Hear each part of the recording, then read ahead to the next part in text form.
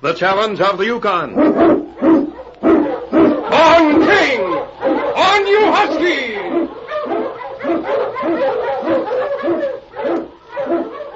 King, the swiftest, strongest of Eskimo lead dogs, blazes the trail through storm and snow for Sergeant Preston as he meets the challenge of the Yukon.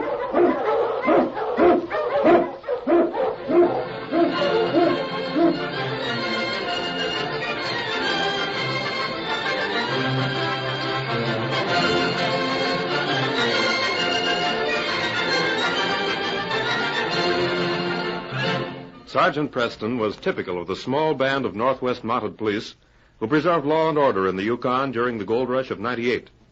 That was the year that brought over 50,000 men swarming into the Klondike region, and the greed for gold led to frequent violence and bloodshed. But in spite of the odds against them, the force preserved a splendid record in maintaining the right. The challenge of the North was answered, and justice ruled triumphant.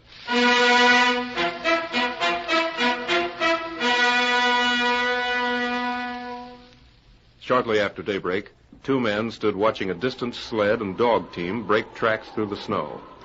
Hidden from view behind two huge rocks, they waited, eyes cold with greed and watchfulness. See? I told you it wouldn't be long after daybreak. Yeah, you're right. Gotta hand it to you, Bart. You sure had this one studied out. The old man carrying that haul of dust, you think I'd take any chances? That's why we've been lucky. When you take time to plan, there aren't any mistakes. I ain't worrying none about the mistakes. All I care about is getting my hands on as much gold that's mine for the taking. You just be careful how you take it. As long as you stick with me, you won't have to worry about that noose waiting to drop over your head. I ain't complaining. You can fill a poke faster this way than peddling beaver skins. How much do you calculate he's carrying? Plenty. Thomas has been making this trip to the bank for a long time. Surprised nobody thought of this before. Got your gun ready? Huh? Oh, sure. You can make him out pretty plain now. Wait till it gets past the rocks. You're taking a chance of him getting away, ain't you? Not if we shoot fast enough. We'll never know what hit him. All right. You're calling the cards. Your sister suspect anything? Muriel? No. Now, remember what I said. Wait till he gets past the rocks. I heard you. You ain't got far to mush, old-timer. See that gun on top of the sled? We want to get him before he has a chance to use it. Come on, mush! All right, Slim, let him have it.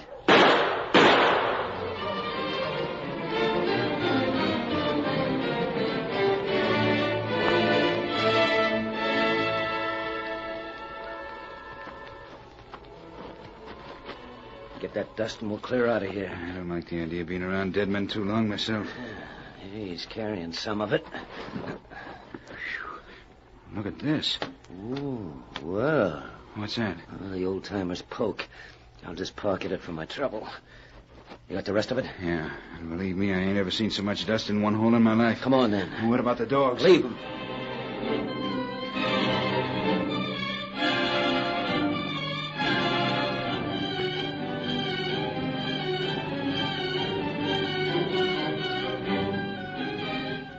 Traveling with daylight, Sergeant Preston stopped a short time later at Bart Johnson's cabin, several miles north of Higbee. It was Bart's sister, Muriel, who explained.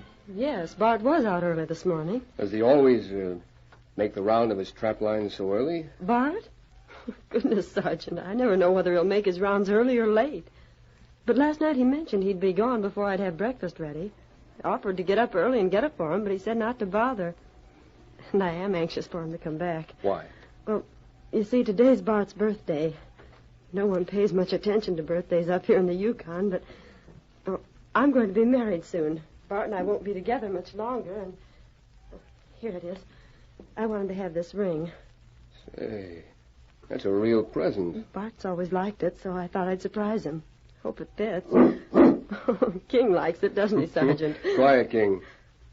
It isn't that I'm not delighted to see you, Sergeant, but I can't help wondering what brings you and King to our part of the Yukon. I guess you might say the line of duty brings me here, Muriel. Oh? Isn't that Bart coming now? I thought I saw him. You're right, it is Bart. Muriel, Hello, Bart. Preston. Well, a little surprised to see you here. I just thought I'd stop by. Bart, I think you've forgotten something. Forgotten something? Yes. It's your birthday. Oh. I don't keep track of them. Your sister does. Uh-huh. And I have a present for you. Well, wait till I take up. Why, it's A ring is a rare present in the North. Put it on. It might not fit, you know. All right. There.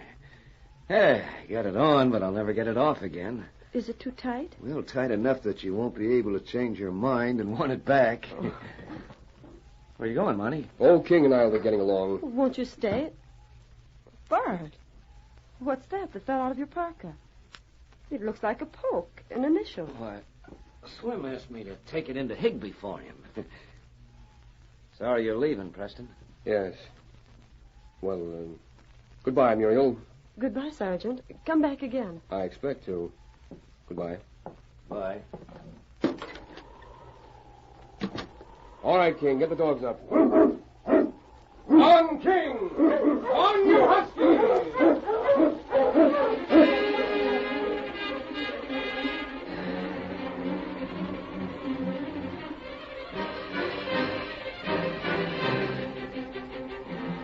As the great dog King led the Mounties dog team, Preston's thoughts dwelt on Muriel and her brother Bart. I'm sure he's tied up with those gold robberies. How to prove it? And Muriel. I'll be glad when that girl marries and has someone else to look after her. What's wrong, King? What is it, boy? Ho! Ho, you husky! You lead the way, fella. Nuzzling around in the... Well, that's Ray Thomas' dog team. But where... Ray. Where do we turn him? Dead. So that's what you wanted me to see, King, huh? Those rocks concealed it. And that was why Bart had the poke initial RT. He's responsible for this. All right, King, I'm coming. There was another fellow.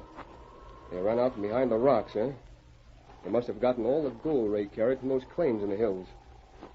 Get the dogs up, King. This is one crime Bart Johnson's going to pay for.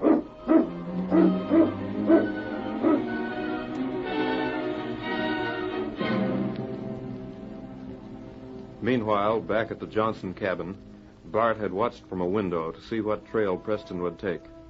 Seeing him turn to the right, he knew it would only be an hour before the Mountie would come on Ray Thomas, dead in the snow.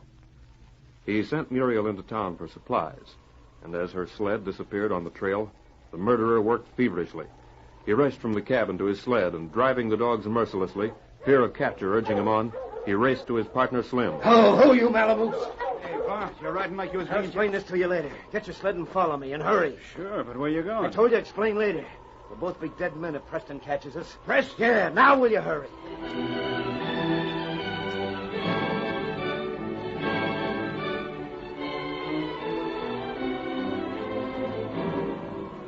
Slim needed no further urging. The two men, Bart's sled cutting the trail, drove to the edge of Crystal Lake, where to Slim's amazement, Bart called a halt. What are you going to do now? You're in such a hurry. Shut up and help me turn this sled over. There. How about the dogs? Leave them here. Now to toss this hat. There. I don't get Now it. you will. From here on, we'll ride the gates in your sled. Mush, you Malamutes! Mush!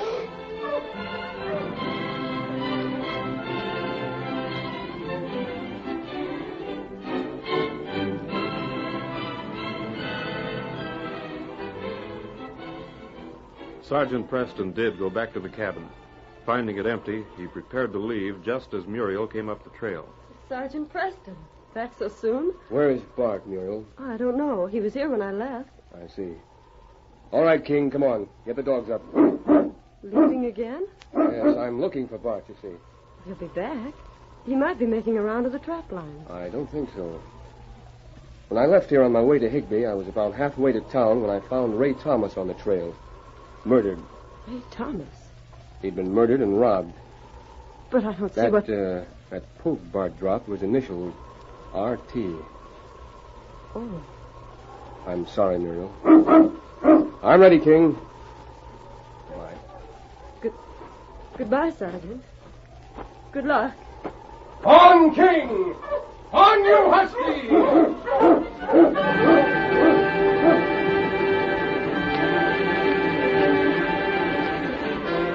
Approaching Crystal Lake, the Mounties' sharp eyes sighted the overturned sled before the dogs came abreast of it. Ho, King! Ho, you huskies! That's Bart's sled. And his hat. Must have been taking the trail fast, and then... Oh, King, too bad we haven't eyes to see the bottom of this lake.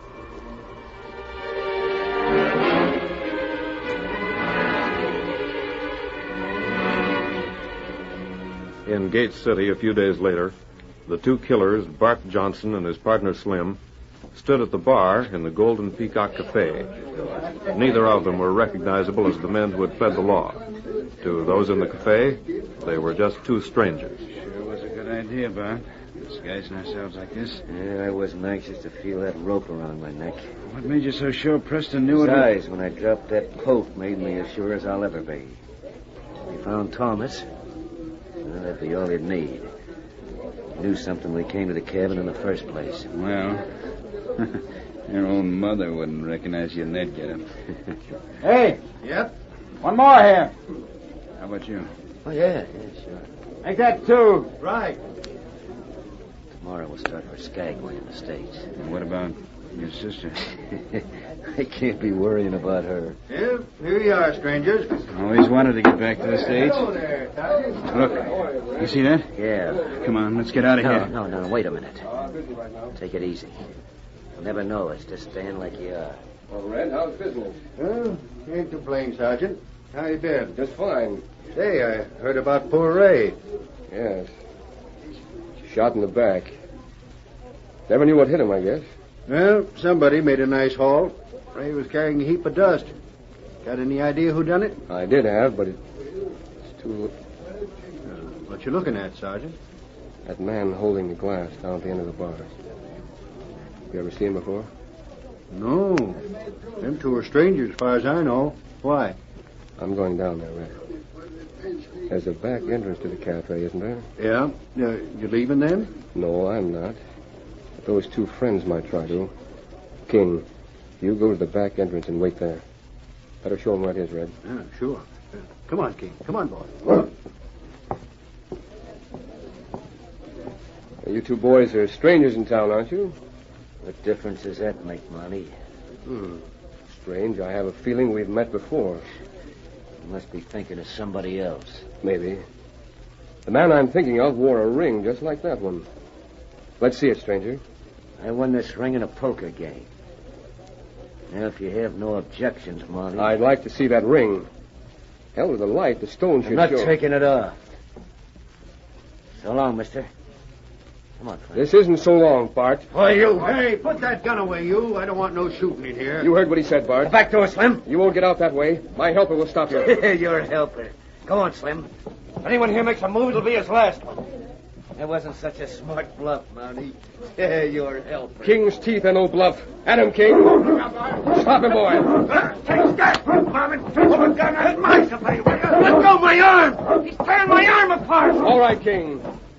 I guess you've had enough, Bart. Stand right where you are, Slim. You win, Mountie. The law always wins. I thought you'd drown when I found your sled by the lake. But that ring on your finger gave you away.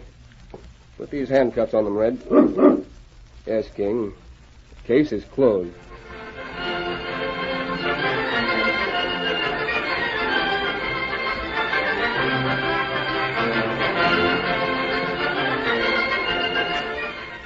Challenge of the Yukon, a copyrighted feature of the Challenge of the Yukon Incorporated, brought to you every Saturday at this time, originated in the transcription studios of WXYZ Detroit. The characters and events in tonight's drama were fictitious. Bill Morgan speaking. This is the Michigan Radio Network.